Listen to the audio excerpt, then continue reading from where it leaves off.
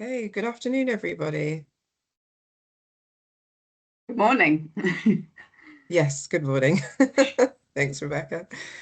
I'd like to welcome everyone to our webinar on exploring the sustainability impact of oral nutritional supplements. We do have a few people still joining, so I'm going to leave it for a minute and then we'll kick off our session.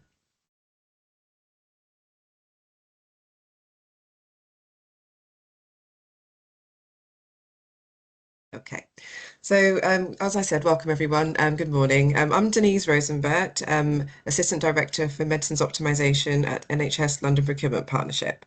It's a pleasure to see so many of you here online today, and I can see that the numbers are slowly climbing. Thank you very much for attending. For those of you who do not know us at NHS London Procurement Partnership, we are one of 4 national procurement hubs serving the health community in London and beyond. Our members extend across the acute, community, and mental health sectors, as well as primary care and clinical commissioning. The Medicines Optimization and Pharmacy Procurement team work collaboratively with colleagues and deliver projects and pharmacy frameworks across boundaries.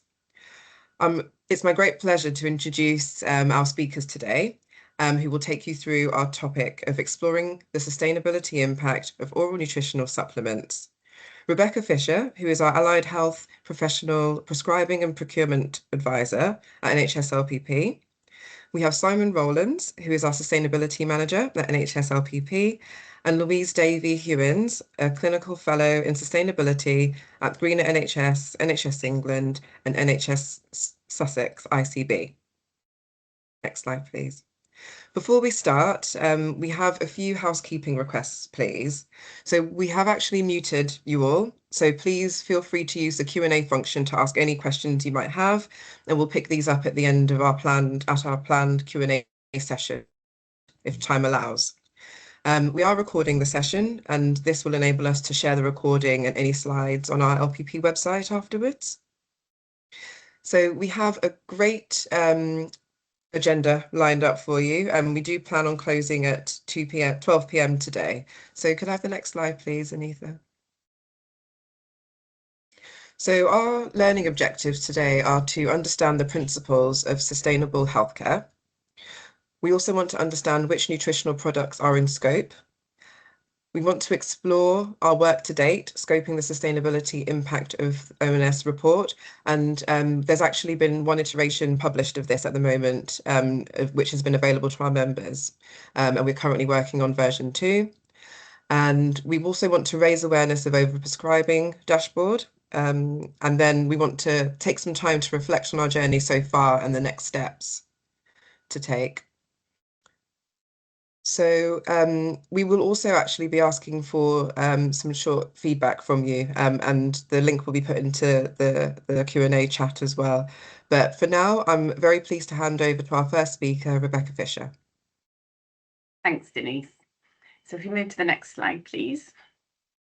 So I just want to have a quick word on how this project came into being. So we are a pharmacy procurement team with some medicines optimization project work that we undertake on behalf of London stakeholders. And it was them that asked for something on oral nutritional supplements and sustainability. And when this was first requested, I started work on this in January 2024. And I think this work has really snowballed. The report got longer and longer.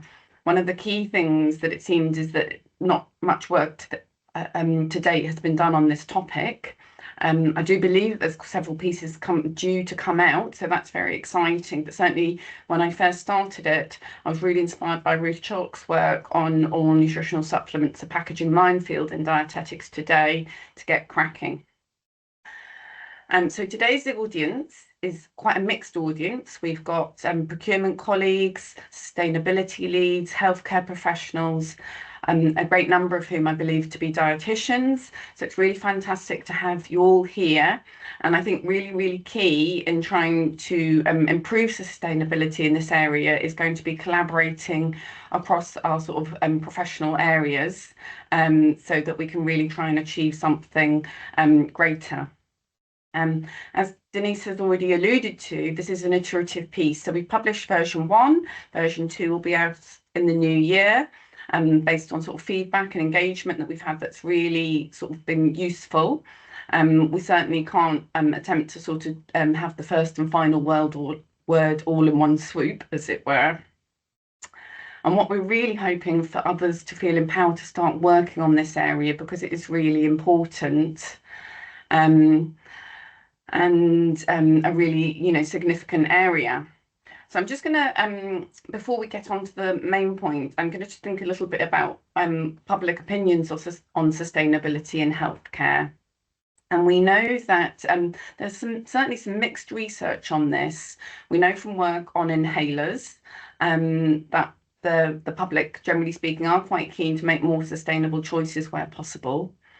And that is certainly something that's been found by my medicines optimization dietitian colleagues when they're talking to patients about making changes, maybe to their ONS, is that they are willing to engage on, they're motivated by making sustainable changes. But we also know from the Health Foundation report that patients are keen for things to be more sustainable, but not necessarily when it comes to individual care. It's quite an interesting read if you want to go away and have a look at it. And so they're very keen that a majority, 50% of the procurement for food in hospitals, schools, prisons, etc., should be from British farms. And I think although this doesn't quite fit in that category, it's a really big procurement challenge is to be more sort of sustainable in terms of our supply chains. Next slide, please. So I'm going to hand over to Louise now, who's going to talk us a little bit, set the scene in terms of sustainable healthcare. Thanks, Rebecca, and just a big thanks for inviting me here to speak. I'm not actually part of the LPP group, but I am currently a clinical sustainability fellow working with Greener NHS and on the ground in Sussex ICB. But I am a head and neck dietitian by background. I've got about 5 minutes to go through some of the principles of sustainable healthcare here. So it's going to be a real kind of whistle-stop tour, and hopefully we'll highlight some resources that people can look into at the end to kind of push on your work further.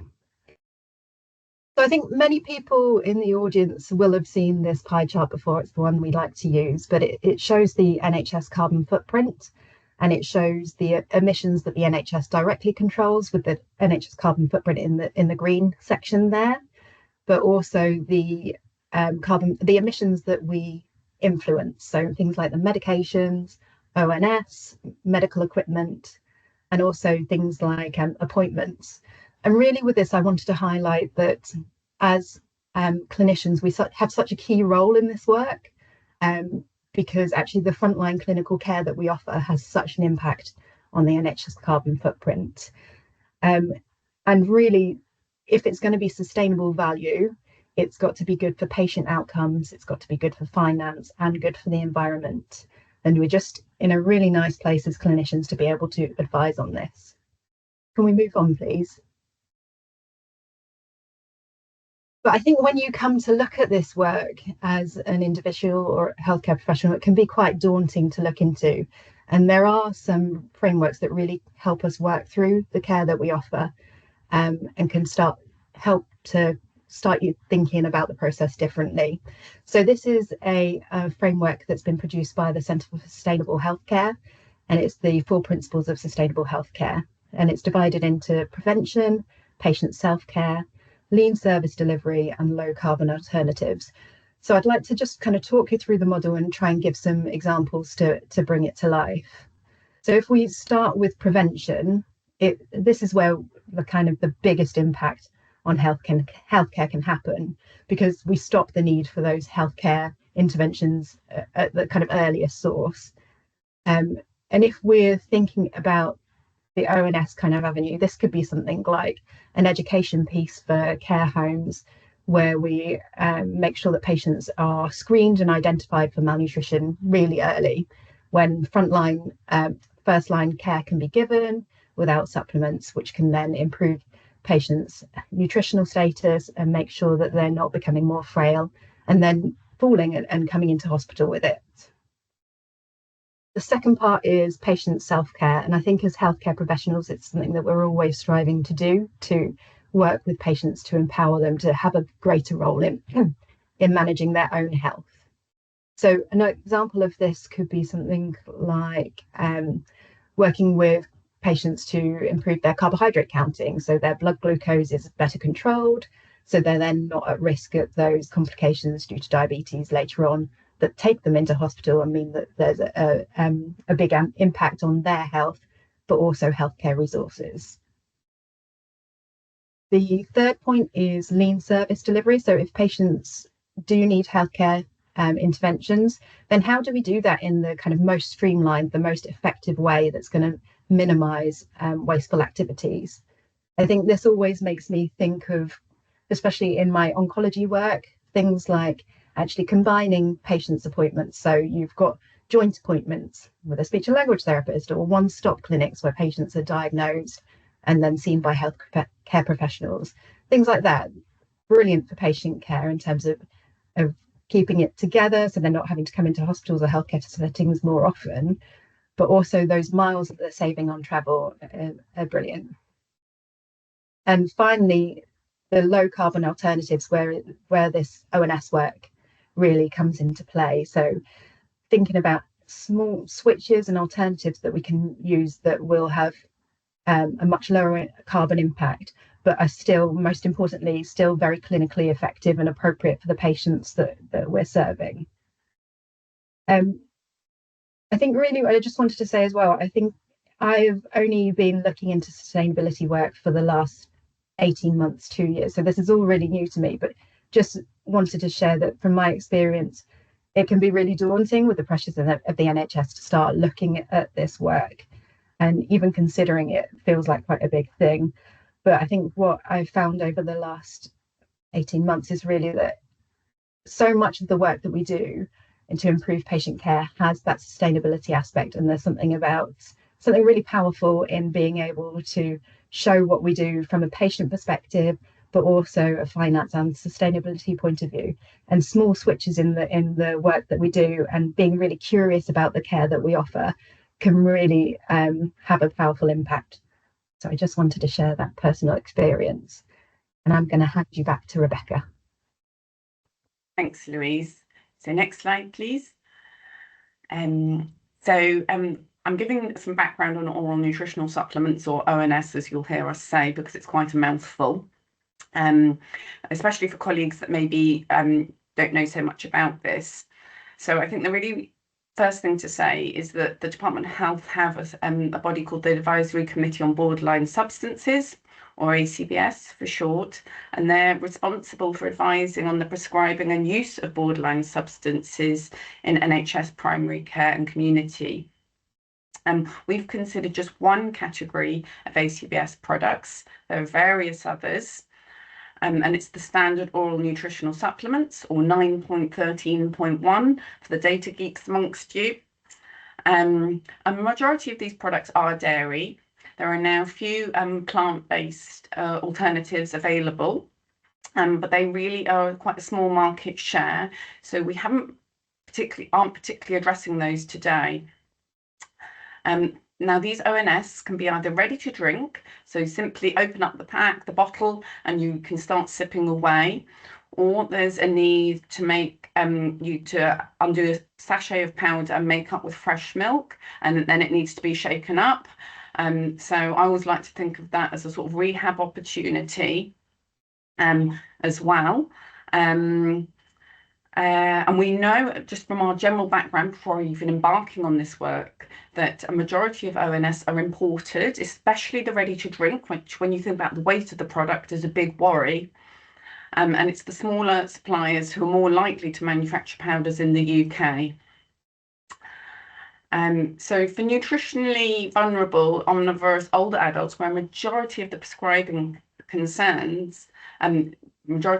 takes place, and there's concern around frailty and malnutrition, we are respecting normal dietary preference in any prescribing choices.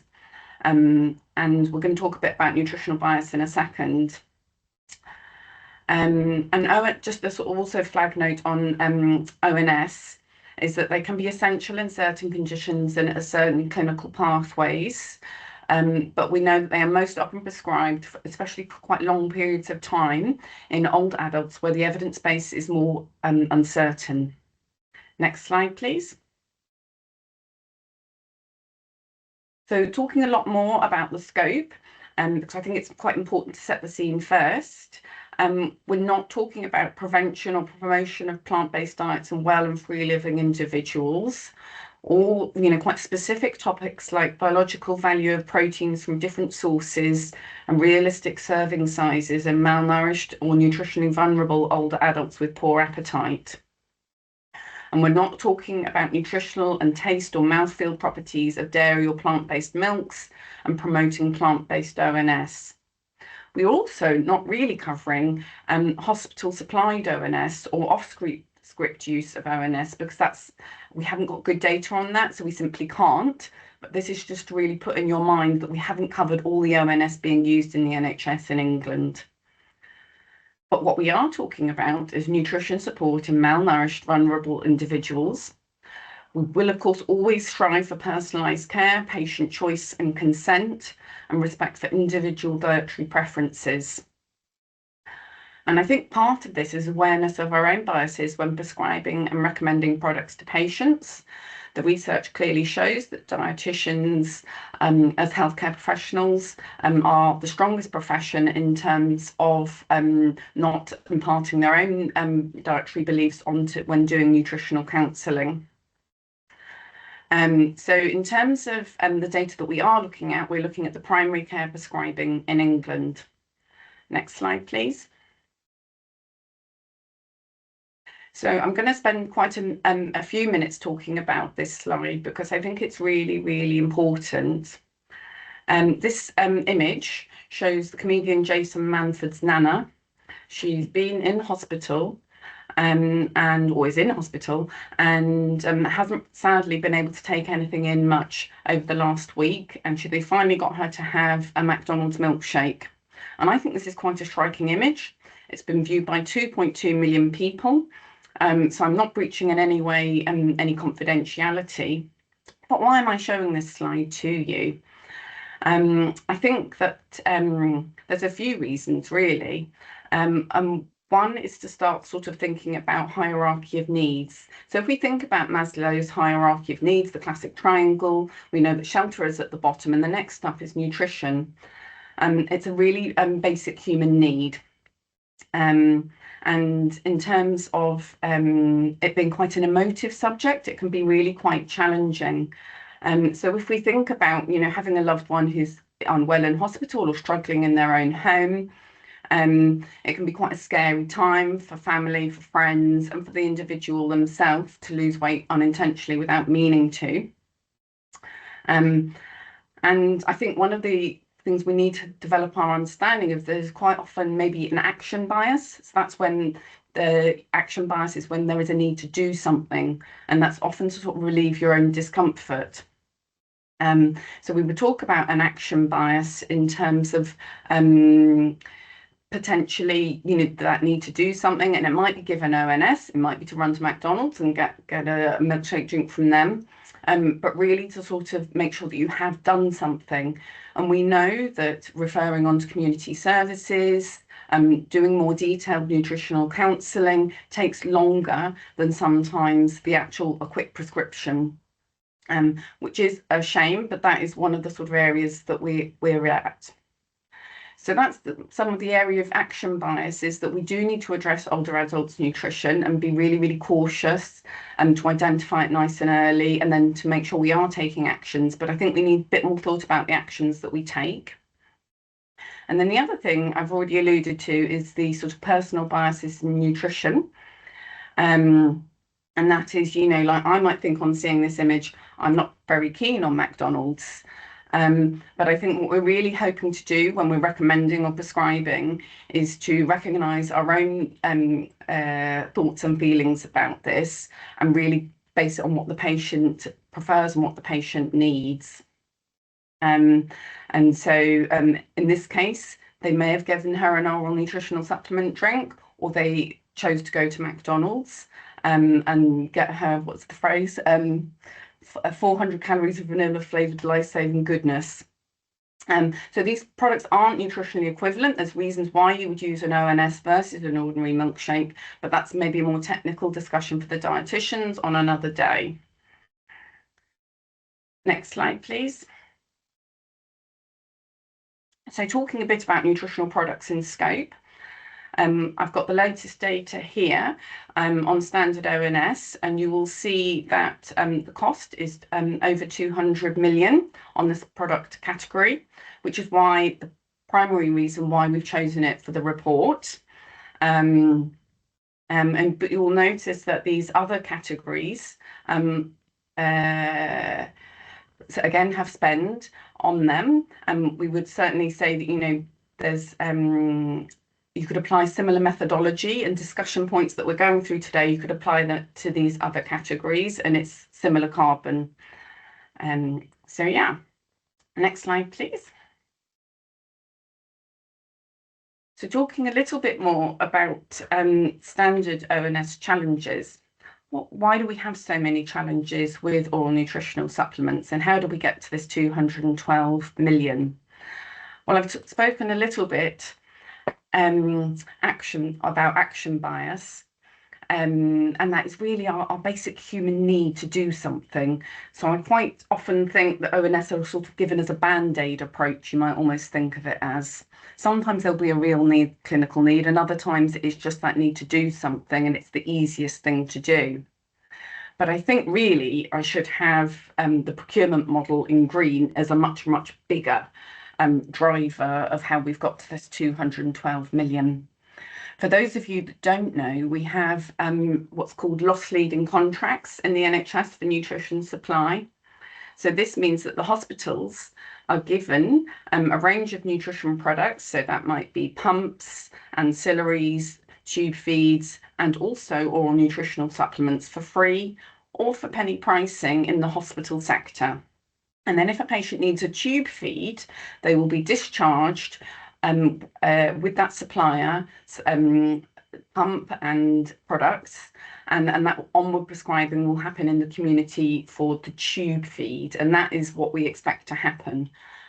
However, unfortunately, we've got oral nutritional supplements also included in that. So hospitals need some oral nutritional supplements for some of their patients. We totally accept that. But the big problem comes when getting to the procurement model, that there's it happens at discharge, is that the oral nutritional supplements that may have been useful in hospital go automatically onto the discharge summary, and we get onward prescribing into community. And there was a really excellent project coming out of Barnet Hospital where they'd actually used some MSK funding to really look at this in terms of frailty and well-being post-discharge, about the number of patients that wanted to continue with their ONS. And their research was really interesting in terms of actually a lot of the patients wanted to discontinue, and a lot of patients didn't particularly like the products they'd been discharged on. So we know there's some really big fundamental problems around that process and about getting the outcomes that we want and that we need. I know, and I fully acknowledge that NHS England are going to be unpicking this really challenging procurement model over the coming year or years. And so that's something we really welcome. But for now, it is making our lives really, really difficult in terms of grappling with ONS. And then last but no means least, the uncertain evidence base. So towards the tail end of the pandemic, the NIHR published a beast of a paper, 146 pages long, looking at the use of ONS in frail older adults, and really I will summarise the whole 146 page article, and it was saying that there was a lack of certainty and about the outcomes. And similarly, if you look at the Cochrane review and other sources where they've assessed risk of bias, There's a lot of issues around the sort of evidence base, the quality of the evidence base.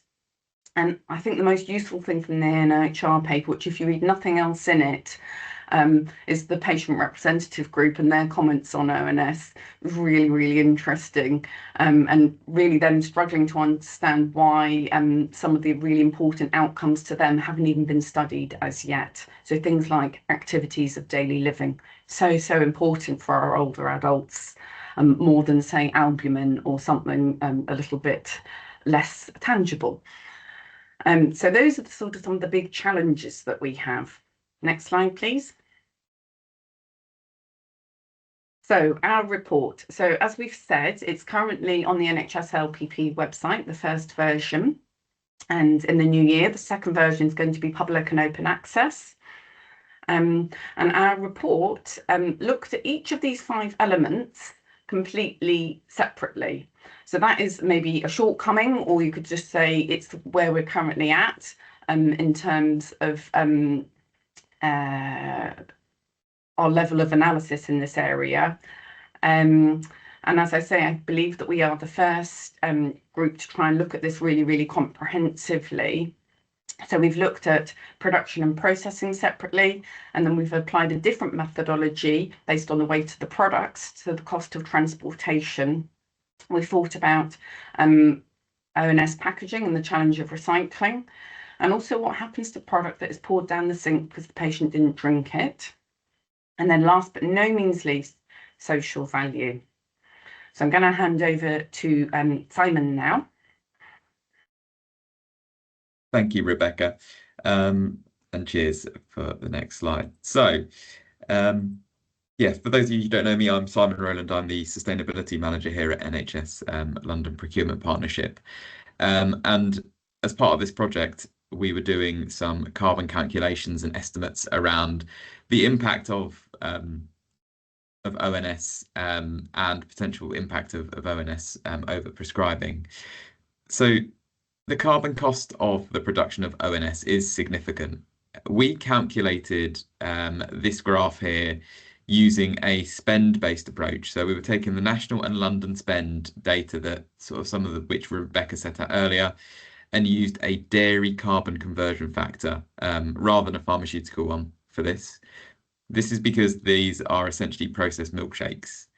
Totally acknowledge that these calculations are merely entirely indicative, but as this is just purely on primary care prescription and primary care spend, there's a good chance that actual carbon figures are much higher if we were to try and include what is under the penny or the free loss leading contracts in hospitals, but we've not included those. So on screen shows the estimated carbon footprint of ONS production for both national, and then next slide please, and then London. As you can see, these figures are really significant and just shows you the staggering impact that ONS, carbon impact that ONS can have. But also, if we talk about a reduction in prescribing, obviously we reduce that impact by reducing the amount that we prescribe. Next slide, please. So based on just the London figures, that is nearly 67 million miles driven in a car, which is quite literally a galactic distance. It's as far as driving from the Sun to Venus, and it's over 2.5 times driven around the equator. Next slide, please. The next thing we moved on to was looking at the transportation of goods.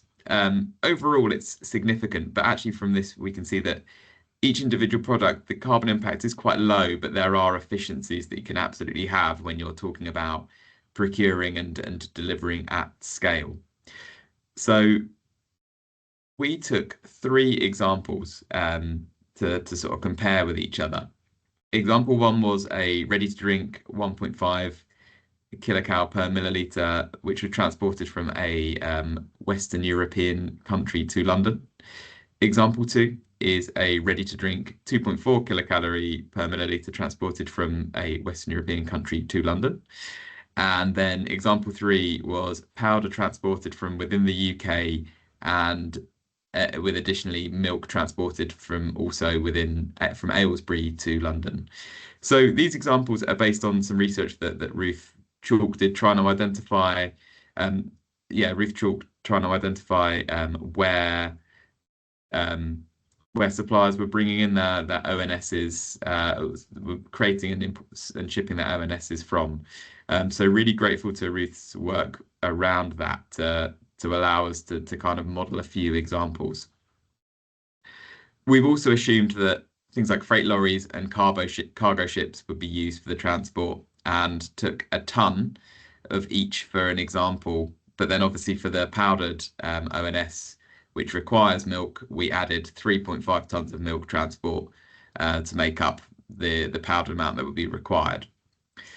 What this shows is that the transport of powdered milk is much more efficient, with around a 50% lower carbon footprint per serving than the 1.5 ready-made, 1.5 kilocal ready-made, and about 25% lower than the 2.4 kilocal ready-made per serving. So looking at this, you can see how prescribing powder and milk, or looking at UK-based manufacturers, are ways that we can significantly reduce the carbon footprint at scale. So as each serving, as we say, is quite low, but when you multiply this out by the figures that we've been talking about earlier in the presentation, if you were to go exclusively for the powder and milk combination versus the 1.5 kilocal per milliliter combination, or ready to drink, you'd be saving about 15, 16, 17 tons of carbon dioxide equivalent per of that across the contract. So, really significant numbers still. And next slide, please, where I'll be handing back to Rebecca. Lovely, thanks, Simon. And next step is to think about disposal. And the first part of that is thinking about the packaging and how challenging the recycling is. So again, credit to Ruth Chalk for the original research that this slide is based on. So in terms of the cartons, we know that 68% of local authorities will collect this. But that's more complicated by the fact if you have multi-stream or commingled two-stream waste segregation, and that in reality we know that less than 20% have multi-stream and are actually able, of that 68%, to correctly recycle the cartons. And in terms of the plastic, it's a lot more straightforward, frankly. We know that 100% of local authorities collect. It's easily sorted, segregated. And we also know there's demand for food grade recyclate. And so that way we know, but I think there are some moves in terms of the packaging to the cartons, because it's theoretically maybe more sustainable.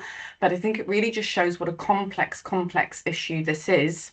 And then the sachets are either non-recyclable, or they can go in soft plastics, in which case you need to gather your soft plastics, you need to take them to the supermarket where they can be recycled rather than curbside.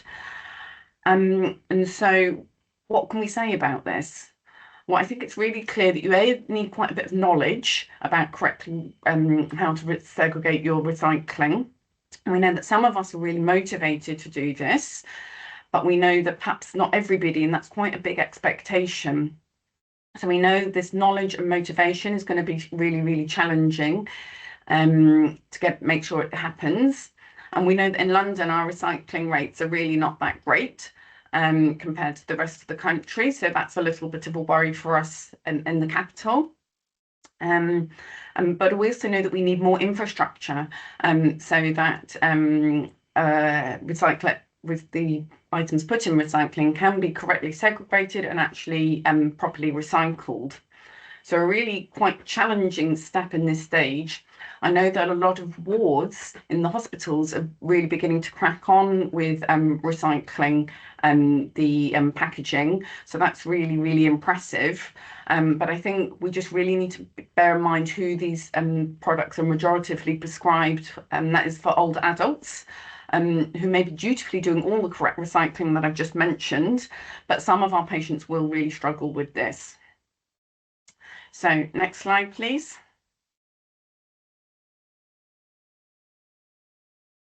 So I think this is back to Simon now. Cheers. Thank you. Thank you, Rebecca. And just as that sort of shows, you know, the complexity around sustainability, disposal, and the evidence and information we actually currently have, shows the kind of the need for an investigate or more detailed done around life cycle assessments of these ONSs and the sort of an actual carbon factor for them specifically. So carrying on with disposal, we can talk about eutrophication. Obviously, when there's part of this conversation has been around how sometimes ONSs are not finished, they're sometimes overprescribed, and therefore need to be disposed of. ONS is not consumed within 4 to 12 hours, need to be disposed of for safety reasons. But that's often it's a liquid, it's a milkshake, it's going to go down the sink. These are incredibly nutrient dense beverages and drinks. So, and we know what we see from the news that what goes down our sinks is often regularly ending up in our waterways, polluting our rivers and seas. And what this leads to is a contribution towards eutrophication. So can we go on to the next slide, please?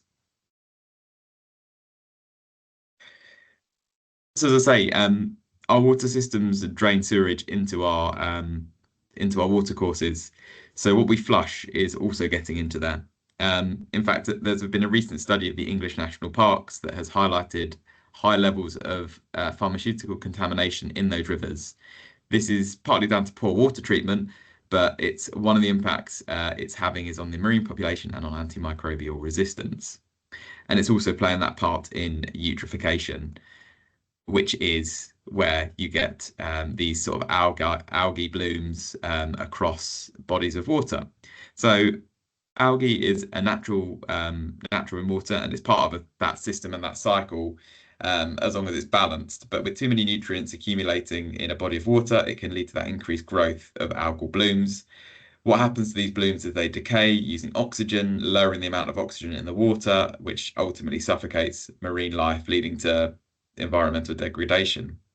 The biggest sources for this are from additional nutrients from things like waste runoff from farming, but it can be caused through sewage as well, due to that nutrient rich which we're adding through disposing of ONS. So on to the next slide, please.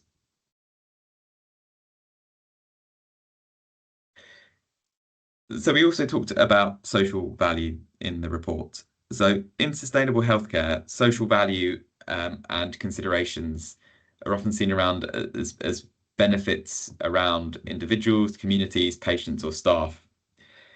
Recently in procurement, regulations have attempted to translate those values into buying decisions through adding in a minimum 10% scoring weighting when assessing procurement bids.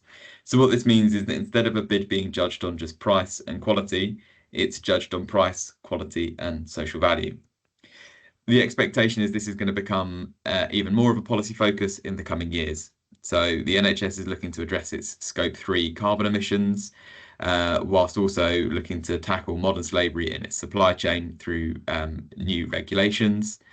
And the new Procurement Act that's going to be hopefully coming in next year also is going to place a greater emphasis on broader value, asking for the most advantageous tender rather than what is currently asked for, which is the economically advantageous tender. But the key is around this is additionality. So what above what an organisation usually does or would have to do in their basics. So in our report, we focus on local employment and local production opportunities. So that can translate into employment around British farming communities, but also fewer emissions, carbon dioxide equivalent emissions through fewer transport miles. Other areas include adopting greener transport methods such as electric power vehicles, trains, using biofuels, and there are also likely to be greener methods of production available, such as using renewable energy in production. So all of these are opportunities to look at social value and how these contracts can contribute to increasing the social value element. On to the next slide, please, where I believe I'm handing back to Rebecca. You certainly are, Simon. So I'm going to be talking about the overprescribing toolkit and oversupply dashboard. This was published in October, I believe, and it was a joint endeavour between the Royal College of General Practitioners and the Royal Pharmaceutical Society. And they've published this overprescribing toolkit, and to accompany it, there is an oversupply dashboard. And categories were chosen because of known patient safety issues or risks and known areas of oversupply. So we have both adult and oral standard oral nutritional supplements on there now. So I'm just going to talk you through a little bit about what this shows in terms of unpicking the data. So this is available on EPAC2, so you do need an NHS login to be able to access this. The comparators show quantity dispensed per patient above a threshold quantity. Now, for adult or ONS, this was set at 2 servings per day over 6 months. And it's fully recognised there may be circumstances where a patient may require more than this. So this isn't a clinical tool. This is more just at a meta level to show where you are getting quite lengthy and maybe quite a big ask in terms of the number of ONS prescribed per day for your patient population. So we can see here in quite small letters that it's, we've got percentage 18.3% over the threshold, and the number of patients that this is affecting, the costs, and so on and so forth. Also available to see on this dashboard is your relative acute versus repeat prescribing. So that's really nice to be able to see. We would recommend that prescriptions are done on an acute basis rather than repeat, because I think you then can lose sight of how long the prescriptions are going on, and also what the original goals were for that patient. So a really important one, just to help us get an idea of are we doing the right thing for our patients in our area.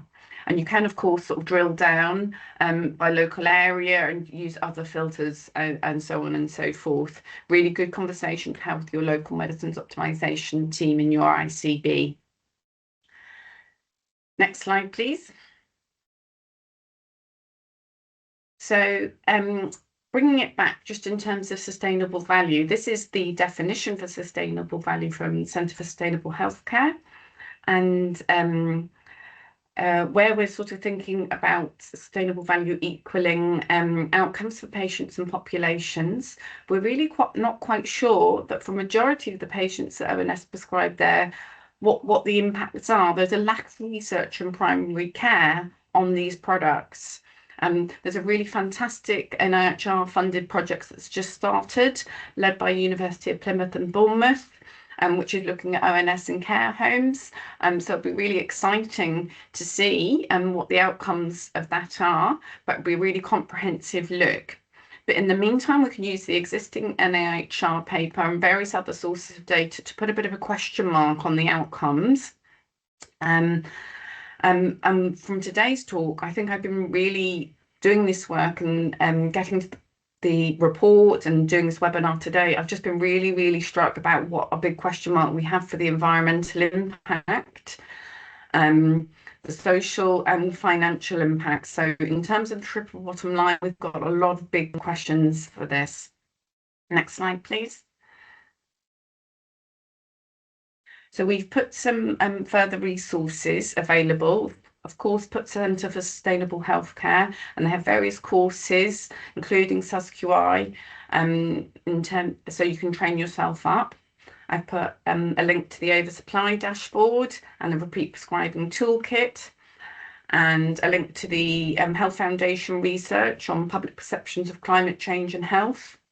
And last but no means least, I put a link to the Eating, Drinking and Aging Well resource from the British Dietetic Association, which is a really lovely resource in terms of thinking about maintaining muscle function, good nutrition to help people age as well as possible, and hopefully avoid use of ONS prematurely or at all. So a really nice resource if you haven't checked that out yet. Next slide, please.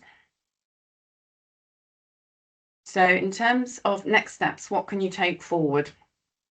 If making ONS recommendations or prescribing, stop for a minute and think, has this person been given adequate food-based strategies to start with? Have they been given adequate dietary counselling and support appropriate to their condition and stage of life? And if ONS prescription, you do believe that's essential, it's really important to follow your local formulary.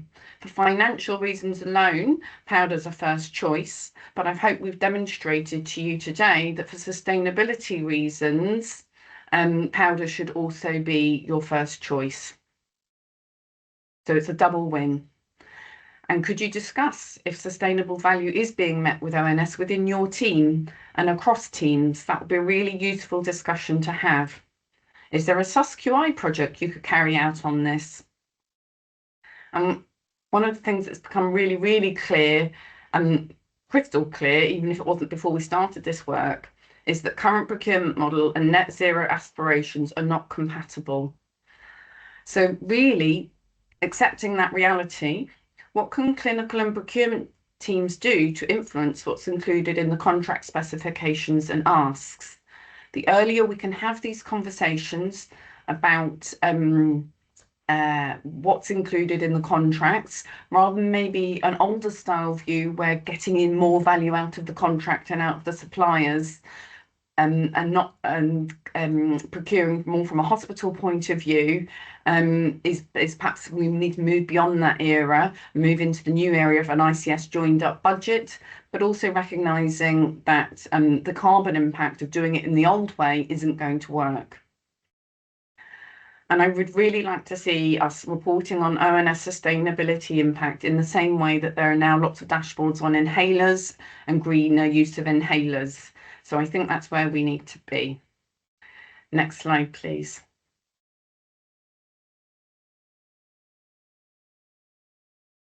So I think this is Denise. It is, yep. Thanks, Rebecca. So thank you so much for taking us through this excellent topic and, sharing some new applied concepts.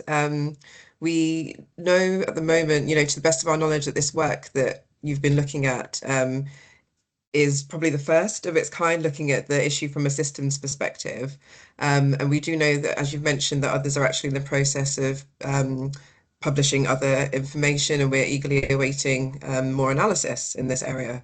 But what we have done is, picked up the baton and run with it. This is why, we're working on a second iteration of the document, and we're sharing information via channels like this webinar.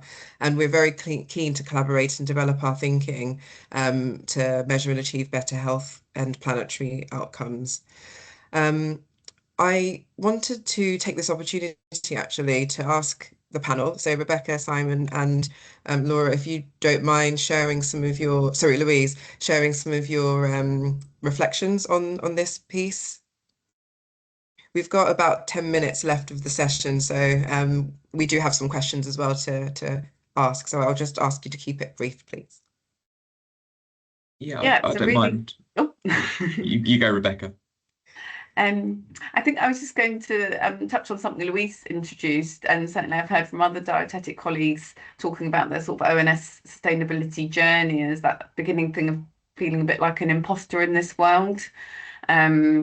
and that can be quite challenging. I'm part-time clinical as well as working for NHS LPP, and so it's been a lot to get my head around. But although we might not got everything right, it's been a really terrific learning experience, and things are evolving and we are improving, and really sort of, I think, by not being scared, we have, it's great to see so many people on the call today and are really engaged with us on this topic. And in terms of, like feeling that we can actually do something really, really significant. If we could achieve some of the reduction in ONS, it's a colossal amount of carbon to save.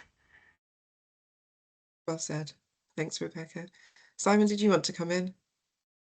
Yeah, I think for me, so before I started this work, I didn't realize the extent of the potential issue amongst in ONS. And when we were digging into it and looking at carbon calculations and how to do it, a spend-based approach is not anywhere close to the most accurate approach. But we couldn't find anything at this stage that was better. So I think there's so much scope to begin to understand a bit more about what products, the actual carbon impact that these products can have, like the processing involved, the materials involved, the transport and the packaging and the disposal, etc. It's such a complex area, but one that can be unpicked.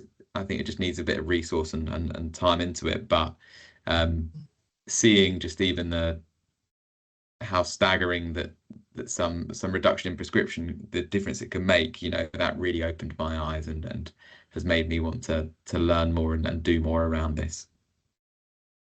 Thank you, Simon. Louise, did you have anything else you wanted to add? Yeah, I was just going to say, I should say again that I haven't been involved in the creation of this piece of work at all. So I just, I think it's such an important piece of work that's been done here and gives us a really amazing starting point to look at ONS and look at our patient care. I love that it's got the recommendations there, things that people can take away and do. And I think it's a great starting point to be able to look at things with some evidence behind it and look at what is really right for the patients under our care. Are we doing the right thing for them at the moment? Absolutely, Louise. And I think, one of the questions in the chat that I was going to pose to you all, and it's linked to patients, and you've just mentioned it. So someone in the audience has actually stated that they think overprescribing is key here. As we know, many of these products are given and never taken, which is wasteful in terms of resource as well. Is there work we can do with the patient groups on this? Surely most sustainable ONS is one that is prescribed and taken appropriately. So I think, yeah, absolutely. If there's anything else you guys would like to add to that, or do you know if there's any patient group work going on in this space? In a word, no. Beyond the work I mentioned in the care homes, I'm sure that they will think about the patient and their perceptions on it with their care home population. So that'd be really great to see. I think generally speaking, looking at the evidence base for ONS, is generally speaking, there is commercial and sponsorship bias in research. So the companies have tended towards funding research which looks at some of the easier to measure outcomes. So in terms of, like weight, BMI, albumin, things like that. And some of the more complex interventions to measure sorts of activities of daily living or patient perceptions, patient feelings is a less studied area. Thanks, Rebecca. Another question that was in the chat was, did you consider the manufacturing of powdered supplements, for example, the carbon produced in the dehydration process and the dairy industry in terms of milk production? I can jump in on that. So that's Thanks. absolutely where the sort of the elements that this should pull into making a product level, or at least a product level estimation of a carbon factor. What this took was the dairy spend factor. So essentially that considers the stuff surrounding the production of dairy. But as the question points out, that doesn't there's not the research done there around processing that into dehydration, into an ONS, etc. So there's loads of space to dig into this and look at actually what a product level carbon factor estimate would be. Yeah, you'd need to do full life cycle analysis on individual products, I believe. And that's obviously beyond what we had sort of resource and capacity for. So that's a little bit beyond us, but I agree it would be incredibly useful and really important next step. Yeah, thank you both. So another comment actually is that if hospitals use powder preps, it would be more acceptable to patients. Good work as part of good work on as part of the comment about use powder preps. Denise, you're breaking up a little bit, so I'm just going to read Rebecca, that question out loud again. If hospitals use powder preps, it'll be more acceptable to patients and good to work on as part of the review. There are limitations to ward capacity to make up powdered oral nutritional supplements, which is a real challenge. And also, I do know there are several hospitals that won't do it because of the legal requirement around, might get my words wrong here, so don't quote me on this, but the legal requirement around food safety risk. So there's several hospitals that will not do it, absolutely. So getting powders to be used in the hospitals is actually a huge challenge for multiple reasons. But I do agree, we're a nation of fresh milk drinkers on the whole, unless, you know, plant-based equivalents. But generally speaking, in this country, we do prefer fresh milk, and that is what patients may well prefer, which is another reason why we're suggesting it. Okay, am I back now? Can you hear me? Yes. Yeah, okay, lovely, thanks. So another question is, there needs to be a lot of collaborative work across the interface between acute trusts and primary care with a focus on clear recommendations on discharge, reviews and information given to patients. And so this actually segues nicely into another piece of work I know that has been you've been working on here. So over to you to speak a bit more about that, Rebecca. Yeah, so absolutely. We've just published, very excitingly, the Nutrition Transfers of Care, a recommended digital data set for London. This is freely available on the LPP website. Please do take a look. And this really looks at process automation to reduce, when we're making a transfer of care, and reduce the need to sort of copy across information from an EPR system into a Word document or an email to make a prescription request or refer to community dietetics. And so by releasing, you know, over 50% of the fields can be automated, they're already in the EPR system. Roughly 25% can be used drop down, really letting the dietitians focus on what they've trained to do, which is really think about that patient's needs, the outcomes, the goals, and really provide that important nutrition handover for the onward care. So we're really hopeful that we can improve the quality of and the efficiency of the discharge with this project. So that's going to be really exciting to see where that leads. We've entered it in the Red Tape Challenge with NHS England, so fingers crossed. But if anyone's interested in reaching out to us to get involved on that, then please do. Excellent. Thank you so much for going through all of that, Rebecca. So I think it now leads me to say that we've actually come to the end of our webinar. And thank you to all of our speakers. It's been such an informative session. Rebecca and Simon, you know, the amazing work that you've been leading on, and thank you for taking us through the journey of ONS and sustainability and, you know, raising the concept for discussion. And to Louise as well, thank you so much for your contributions. We hope that you enjoyed today, and please could you take a few minutes to complete our very short feedback survey. Anita will hopefully put it in the chat for you. It's in the chat. Fantastic. And it could probably also be circulated via email if needed later on today. But it just leaves me to say thank you all very much and enjoy a wonderful rest of your day. Take care. Thank you. Thanks all. Thank you, everyone.